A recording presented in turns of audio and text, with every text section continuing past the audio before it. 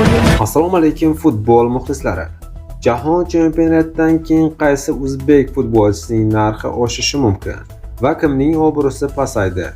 Birinchi o'rinda albatta Abduqodir Husanovga to'xtalamiz.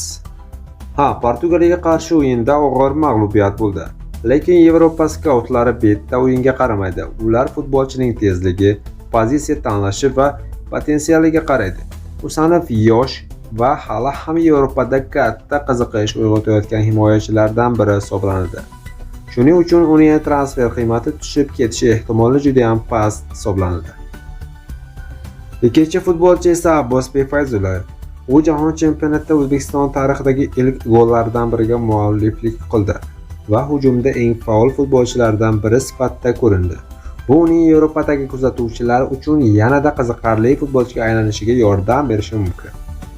Eldor Shomurodov esa kapitan sifatida bor kuchini berdi.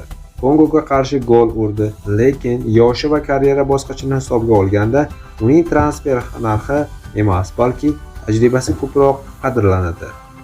Endi obro'si pasayganlar haqida. Eng katta tanqidlar bosh murabbiy Fabio Cannavaroga bo'ldi, desak adashmagan bo'lamiz. 3 ta mag'lubiyatdan keyin muxlislar taktika va almashtirishlar bo'yicha ko'p savol bermoqda. Ammo uning kelajagi bo'yicha hali rasmiy qaror chiqarilmagan.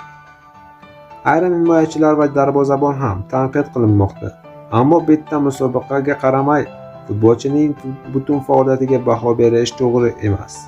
Menimcha bu jahon chempionatida eng katta yutuq. Dunyo o'zbek futbolchilarini yaqindagina ko'rdi. Husanov, Fayzullayev va yana bir nechta yosh futbolchilar kelajakda kuchli Yevropa klublariga o'tish uchun muhim tajriba to'pladi. Siz qanday fikrdasiz? Qaysi futbolchilarimiz o'zini eng yaxshi tomondan ko'rsatdi va kim kutilgan darajada o'ynay olmadi? Fikrlaringizni izohlarda yozib qoldiring.